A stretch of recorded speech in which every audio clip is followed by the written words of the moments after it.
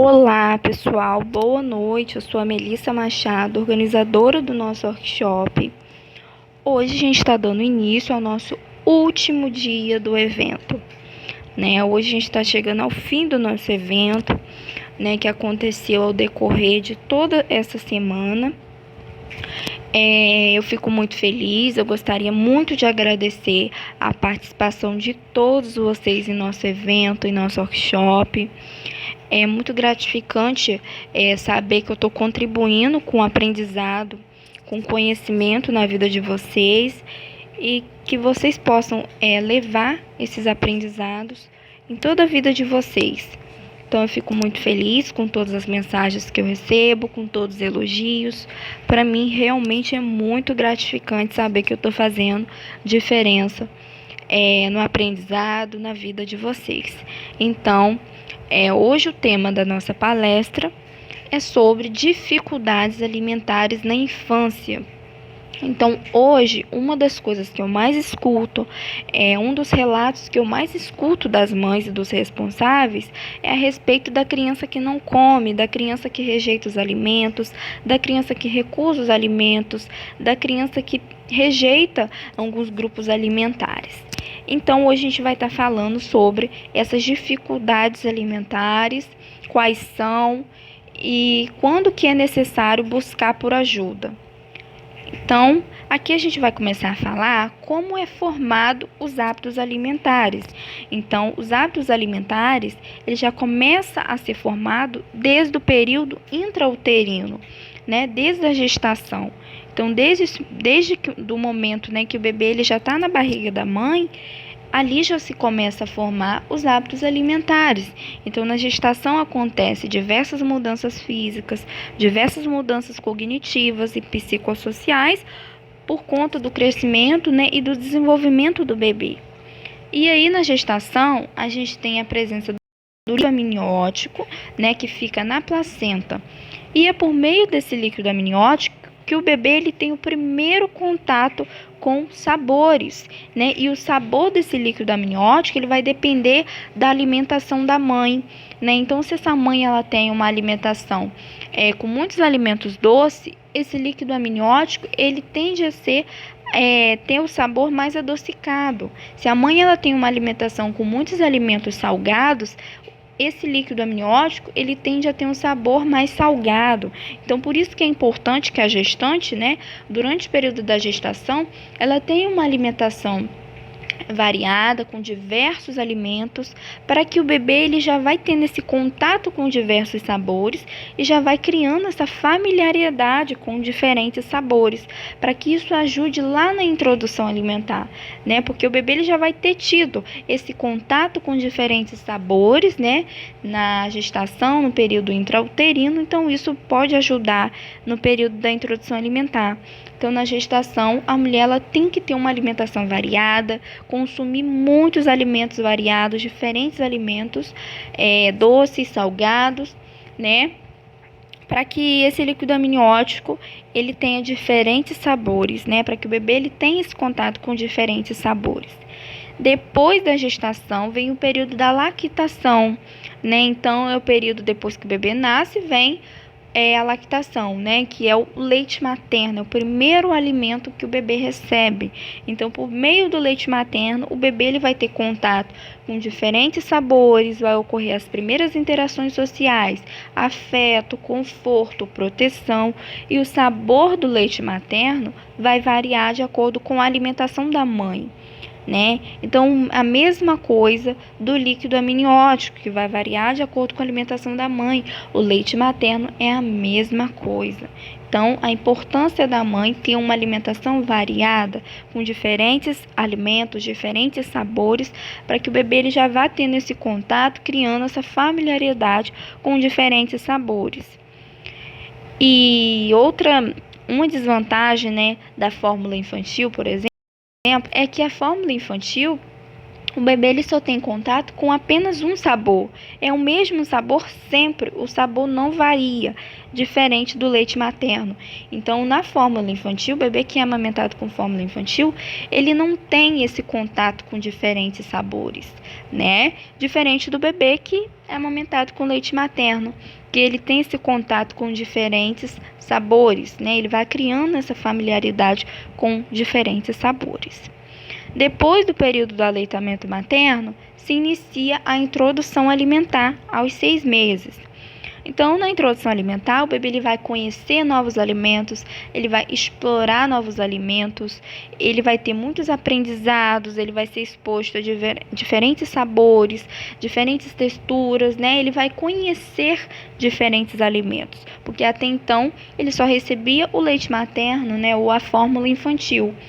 Então, ele não conhecia outros sabores, ele não conhecia outras texturas e a partir de agora ele vai conhecer esses novos alimentos.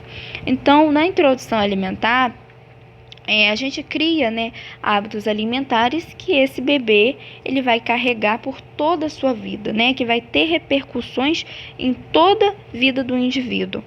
Então, por isso a importância da gente iniciar essa introdução alimentar saudável, com alimentos saudáveis, com bons alimentos, né? Uma alimentação variada, para o bebê ter contato com diferentes alimentos, né? E ter essa boa formação de hábitos alimentares, porque depois, na vida adulta, é muito difícil de modificar hábitos alimentares. Imaginem só, né? Uma pessoa de 25 anos, que teve uma vida toda, 25 anos, com hábitos alimentares não tão legais, com ingestão de muita gordura, de muito açúcar, de muito alimento industrializados. E aí essa pessoa ela quer ter uma alimentação saudável com 25 anos de idade. É possível? É possível. Né? Mas é difícil, não é fácil, é um processo, não é de um dia para o outro. Né? Então, é difícil você modificar hábitos que a pessoa teve por toda a sua vida, né? Então, por isso a importância da gente iniciar essa introdução alimentar com alimentos saudáveis. Não é oferecer geleia de mocotó, danoninho, né? Nugget, biscoito recheado. Esses alimentos não são nada legais. Aqui eu trouxe para vocês um esqueminha sobre os fatores que influenciam na construção, na formação desses hábitos alimentares. Então, a gente tem os fatores econômicos, então a renda daquela família, o custo dos alimentos, a disponibilidade dos alimentos, né, o acesso que essa família tem aos alimentos. Então, são fatores que influenciam na formação de hábitos alimentares. Outros fatores sociais e culturais. Então, os costumes daquela família, daquela região, né, a descendência, os gostos, mitos, tabus. Então, existem regiões que a gente tem consumo de diferentes alimentos que em outras regiões não tem, né? Então, assim, a formação de hábitos vai depender disso também, de questões sociais, culturais, religiosas, econômicas. Questões também emocionais e patológicas. Então, se aquela pessoa, né, se aquela criança, né, tem uma baixa autoestima, ansiedade, preocupação, medo, né, ou obesidade, né, alguma condição patológica como obesidade, diabetes mellitus, hipertensão arterial. A questão também da influência da mídia, né, sobre o padrão de corpo ideal, de peso ideal, a idealização da magreza também influencia na formação de hábitos alimentares. Então, são fatores, né, que podem influenciar na formação desses hábitos alimentares. Então, questões sociais, culturais, econômicas, biológicas, mídia, emocionais e patológicas. São diversos fatores que influenciam na formação desses hábitos, que estão ligados a esses hábitos. Então, como é o desenvolvimento alimentar esperado do bebê? Então, a gente espera que de 0 a 6 meses, no momento que o bebê nasce até os 6 meses, a gente espera pelo momento da amamentação. Então, o bebê ele vai ser alimentado, né? É amamentado exclusivamente até 6 meses com leite materno ou fórmula infantil. Então, até 6 meses o bebê ele não deve receber outro alimento que não seja leite materno ou fórmula infantil. Não existe nenhum benefício em oferecer alimentos antes dos 6 meses. Muito pelo contrário, existem muitos malefícios na oferta de alimentos antes dos 6 meses. Primeiro, antes dos 6 meses, o bebê ele não possui um intestino maturo para receber novos alimentos. E essa imaturidade intestinal pode desencadear alergias alimentares, intolerância, intoxicação alimentar. Então, não é recomendado. O bebê também ele pode ter baixo peso, comprometimento no seu crescimento, no seu desenvolvimento, né? Além também do risco de engasgo, né? Porque antes dos 6 meses o bebê ele não consegue sentar sem apoio, né? Então, pode acabar desencadeando engasgo. Então, do 0 aos 6 meses, apenas a amamentação com leite materno ou fórmula, nenhum outro alimento. Dos 6 aos 11 meses, a gente espera que o bebê ele inicie a introdução alimentar, né, com os 6 meses. E aí o bebê ele vai conhecer os alimentos, ele vai explorar os alimentos, ele vai ter contato com diferentes sabores, com diferentes texturas. Ele vai conhecer os utensílios, né, o garfinho, a colherzinha. Então, é esse momento aí de conhecimento, né, de aprendizado, muitos aprendizados. Introdução alimentar é um período crucial de formação de hábitos alimentares, porque são hábitos que vai ter repercussões em toda a vida do indivíduo. Com 1 ano de idade, é esperado que ocorra uma desaceleração do crescimento. Então, o ritmo de crescimento do bebê vai diminuir. Então, até 1 ano de idade, a gente tem um crescimento muito acelerado, né? E aí, quando esse bebê ele completa 1 ano de idade, a gente tem essa redução, né, do ritmo do crescimento. Então, consequentemente, esse bebê ele vai ter menos fome, né? A gente vai ter essa redução do apetite. Então, é comum que com 1 ano de idade essa criança coma pouco, né? Que ela recuse a alimentação porque ela não tem fome. A quantidade de caloria que essa criança ela vai precisar para sustentar esse crescimento mais lento é uma quantidade menor. Então, consequentemente, a gente tem essa redução do apetite quando a criança completa 1 ano de idade.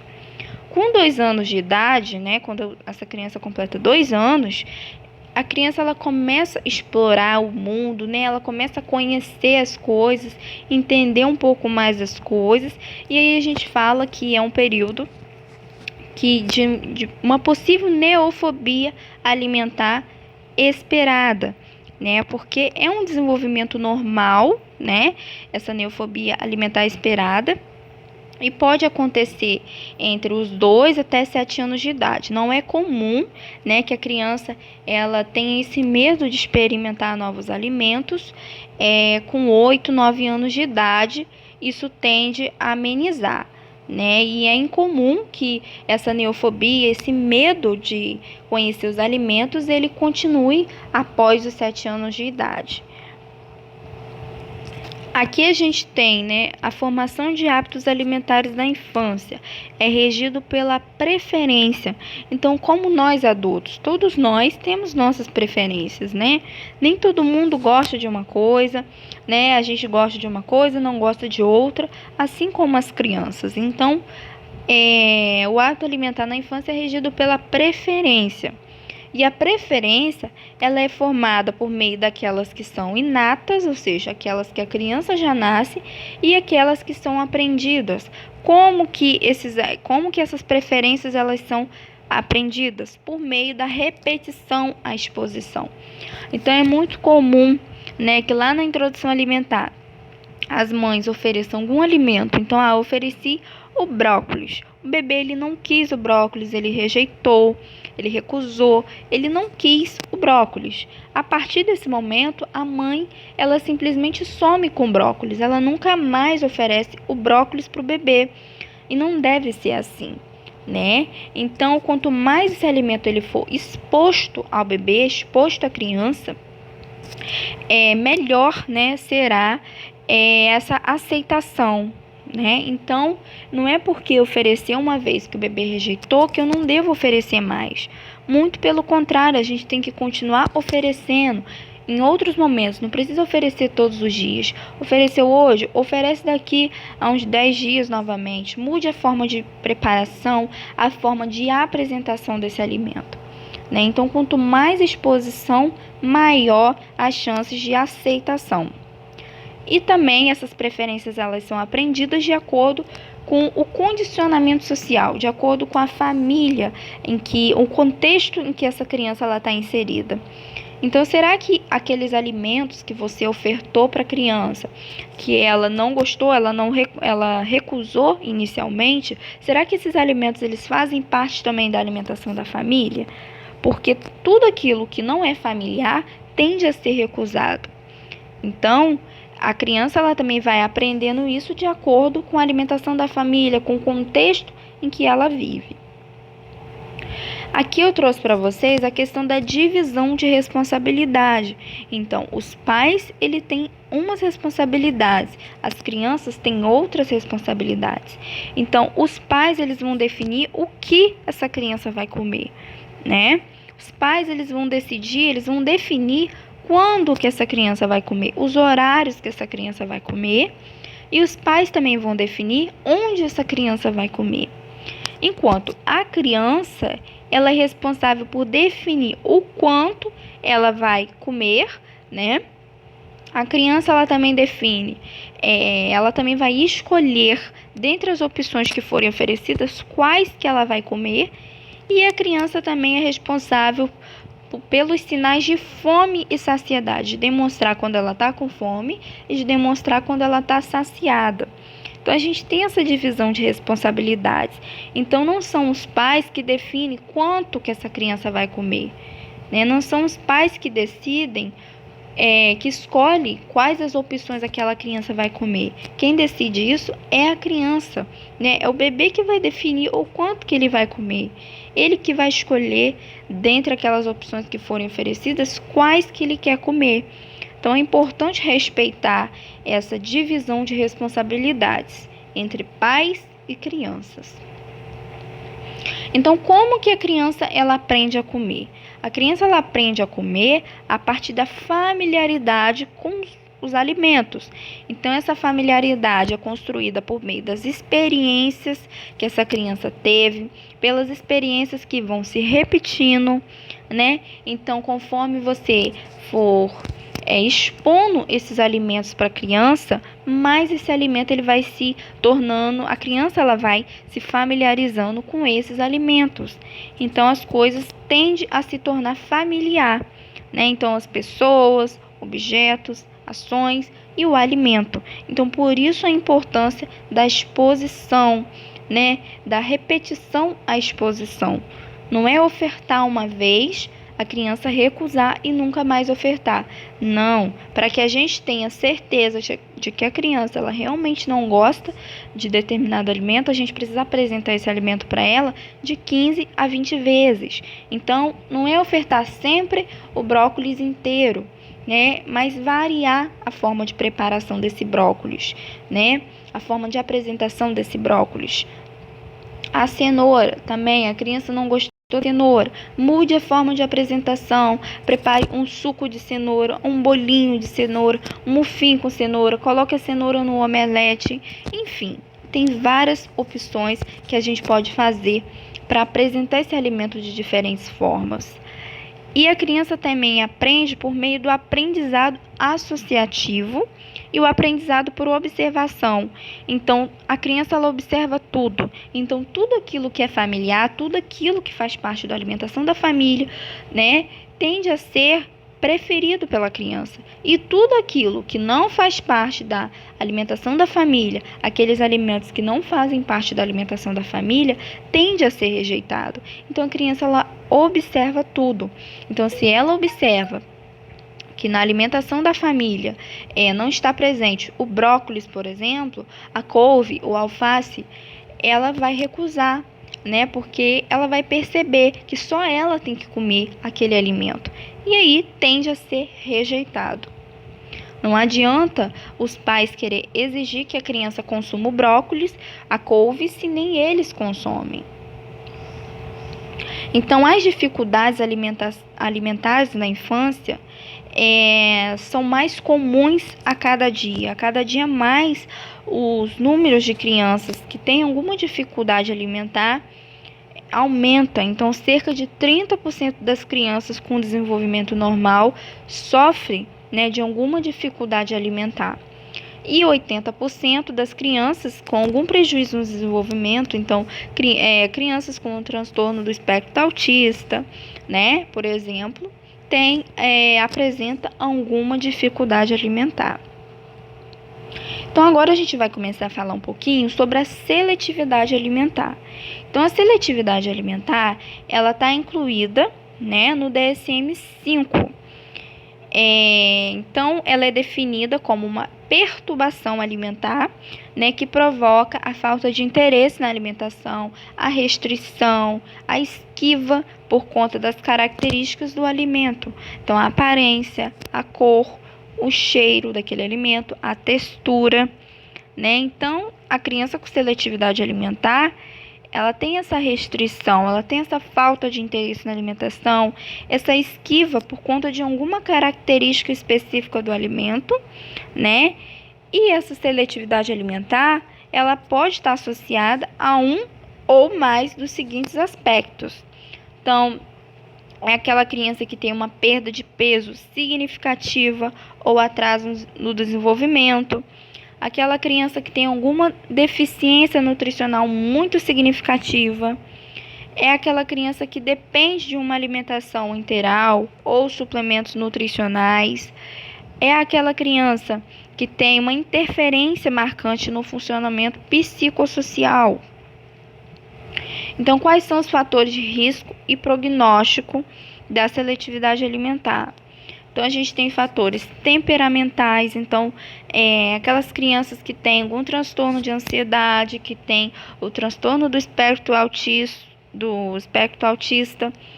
o TODA, né? O TOC, enfim. Esses fatores temperamentais são fatores de risco para o desenvolvimento de uma seletividade alimentar. A gente tem também fatores ambientais. Então, se na família existe ansiedade, pessoas com ansiedade, mães com algum transtorno alimentar, então situações como divórcio alimentar, divórcio dos pais, mudança de cidade, fatores genéticos e fisiológicos, como histórico de doenças gastrointestinais, refluxo, vômito, tudo isso pode contribuir para o surgimento de uma seletividade alimentar. Aqui eu trouxe o diagrama básico do TARI, né, do transtorno alimentar restritivo evitativo. Então, a evitação ou restrição gera a perda de peso e parada de crescimento da criança, né? A evitação ou restrição também pode causar deficiências nutricionais. A evitação ou restrição também pode desencadear uma alimentação alternativa, né? Então, eu ofereci determinado alimento, a criança não quis, recusou, eu vou oferecer outra coisa que ela goste. A evitação ou restrição pode desencadear um prejuízo psicossocial naquela criança. Então, aqui a gente tem um ciclo da recusa alimentar. Então, como é esse ciclo? Então, quando a gente tem uma dificuldade alimentar, os pais, os responsáveis, eles já ficam preocupados, já gera uma preocupação. E essa preocupação gera uma pressão ou práticas inadequadas na alimentação da criança. Então, os pais, eles começam a forçar a criança a comer, né? Começa a oferecer outros alimentos, né, alternativos para essa criança comer. E essa pressão, essas práticas inadequadas, gera cada vez mais resistência por parte da criança, né? E aí a gente tem a recusa alimentar. E aí os responsáveis, eles vão ficando mais pressionados, mais preocupados, porque essa criança, ela recusa, porque ela rejeita, ela não quer comer, e continua, esse ciclo ele vai se repetindo. A gente tem uma dificuldade alimentar, os responsáveis ficam preocupados, começa a praticar práticas inadequadas, pressionar a criança a comer, a criança ela resiste cada vez mais, a gente tem essa recusa alimentar por parte da criança e os responsáveis vão ficando cada vez mais preocupados. Esse é o ciclo da recusa alimentar. Então, aqui a gente tem as principais dificuldades alimentares da infância. Então, a gente tem aquelas crianças que comem pouca quantidade, a gente tem aquelas crianças que comem pouca variedade e a gente tem aquelas crianças que têm um medo de comer, né, que é a neofobia alimentar. Então, quais são as principais causas orgânicas que podem desencadear essas dificuldades alimentares? Doenças do trato gastrointestinal, como a doença de Crohn, a alergia à proteína do leite de vaca, intolerâncias, gastroenterites, entre outras. Então, aqui a gente tem a classificação. Primeiro, as crianças que comem pouca quantidade. A gente precisa observar se a criança realmente come pouca quantidade ou se isso é uma interpretação equivocada dos pais. Às vezes os pais acham, né, que as crianças comem muito pouco, né, que as crianças comem pouca quantidade, que as crianças não têm uma boa alimentação, mas quando a gente vai avaliar, a criança ela consome tudo aquilo que ela precisa, né? Ela tá tudo bem com ela tá crescendo, ela tá desenvolvendo saudável, né? Adequadamente. E aí pode ser uma interpretação equivocada dos pais. Então a gente precisa excluir, a gente precisa observar se a criança ela realmente come pouca quantidade ou se isso é uma interpretação muito equivocada dos pais. A gente tem aquelas crianças apáticas, né? Aquelas crianças que comem muito devagar. Aquelas crianças que são agitadas, com muita energia, que acabam comendo muito rápido, né? Aquelas crianças que raramente mostram sinais de fome. E também aquelas crianças que têm um crescimento lento, abaixo do esperado. Então, dependendo da conduta dos pais, dos responsáveis, essas crianças que comem pouca quantidade pode acabar se tornando um problema. Então, às vezes não é um problema, né? A criança ela come pouca quantidade porque ela tem um crescimento mais lento, porque ela come mais devagar ou ela come mais rápido, mas ela está crescendo e se desenvolvendo adequadamente. Então, dependendo das condutas dos pais, dos responsáveis, isso pode acabar se tornando um problema. A gente tem aquelas crianças que comem pouca variedade, né? Aquelas crianças seletivas. Então, a gente tem diferença na neofobia alimentar e na seletividade alimentar. Então, na neofobia alimentar, a criança ela tem medo do novo, ela tem medo de conhecer novos alimentos.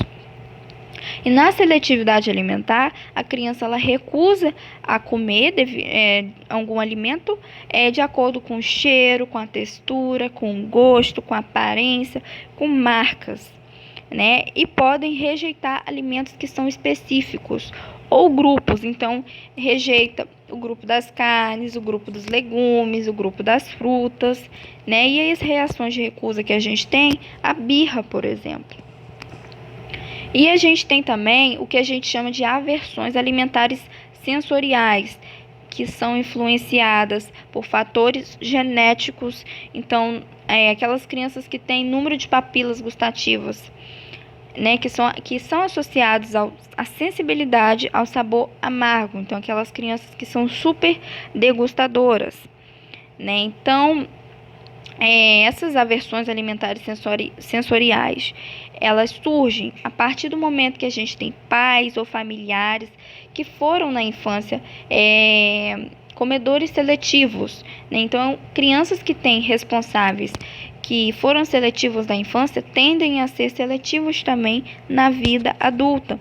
Então, reações de recusas mais intensas, como cuspe, engasgo, vômito, né, choro, estresse e diversas outras.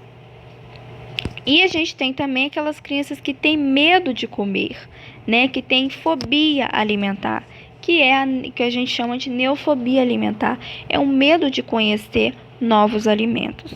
Então a criança ela evita, né, os alimentos. A gente fala que a evitação, né, do comer baseado no medo de engasgar, no vômito ou algum outro perigo que esse alimento pode representar. Então, normalmente surge após essa criança ter alguma experiência traumática na infância. Então, de repente, se a criança teve algum engasgo na infância, se ela teve alguma intoxicação alimentar, ela acaba querendo desencadear esse alimento.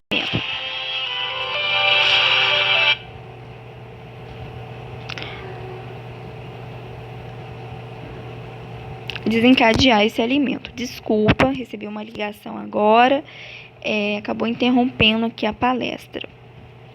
Mas então, a criança com neofobia alimentar é aquela criança que tem medo de comer, medo de receber, né, de novos alimentos.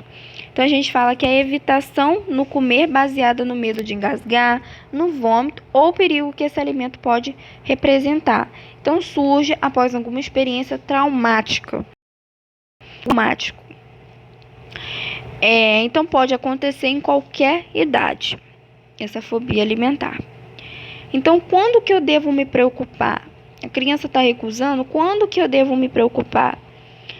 Quando essa recusa alimentar ela é grave, com uma duração maior que um mês, quando a gente tem um fracasso na introdução alimentar, quando essa criança recusa texturas e recusa menos de 20 tipos de alimentos, quando essa criança demora muito tempo para se alimentar, mais de 1 hora, aquelas crianças que acordam durante a noite para se alimentar, aquelas crianças que não se alimentam sozinha, dependendo da idade, aquela criança que tem náuseas, engasgos, vômitos frequentes, aquela criança que chora frequentemente, e quando a gente tem uma situação de estresse familiar.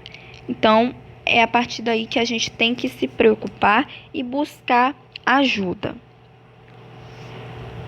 Aqui eu trouxe para vocês a questão do aprendizado associativo. Então, os humanos, eles associam sabores com consequências, né, seguidas à experiência familiar. Então, quando adultos, os indivíduos eles continuam a rejeitar os alimentos que foram forçados a comer na infância, né? Porque eles associam o alimento àquela experiência que ele teve na infância, aquela experiência traumática que ele teve na infância, né? Ele tem essa memória negativa que foi vivenciada na infância. Então, ele tende a recusar. Aqui a gente traz o tratamento, né? Qual é o tratamento dessa seletividade alimentar, dessas dificuldades alimentares? Então, o tratamento consiste numa equipe multidisciplinar que contempla o médico, o nutricionista, o terapeuta ocupacional, o fonoaudiólogo e o psicólogo, né, para tratar dessa seletividade alimentar, dessas dificuldades alimentares. A gente precisa de uma equipe multidisciplinar. Não adianta só o psicólogo, só o nutricionista, só o médico. A gente precisa de uma equipe. Então, aqui a gente vai chegando ao fim da nossa palestra. Aqui eu trago para vocês as referências que foram utilizadas na construção do material, tá? Então, quem quiser, quem tiver interesse em estar lendo, em estar se aprofundando, aqui estão as referências. Bom, pessoal, a gente chegou ao fim do nosso evento. Gostaria muito de agradecer a todos os participantes, a todos que tiveram interesse em participar do nosso evento. Eu fico muito, muito feliz com a participação de todos vocês. Fico muito feliz de estar contribuindo com muitos aprendizados, com muitos conhecimentos, né, que vocês possam levar para a vida de vocês. Fico feliz de ter construído esse evento, de ver que todos vocês participando, todos vocês interessados em saber, em conhecer, né, e entender a importância da alimentação infantil, porque tudo se inicia na infância. Então, muito obrigada, né? Eu espero que todos vocês tenham gostado, tá bom? Lembrando que eu preciso que vocês assinem, né, a lista de presença. Para mim é muito importante saber da avaliação de vocês, como que vocês avaliam o evento, né, o que poderia melhorar. É muito importante para mim.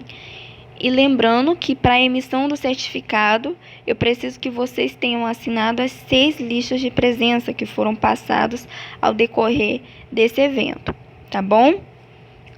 Muito obrigada, boa noite.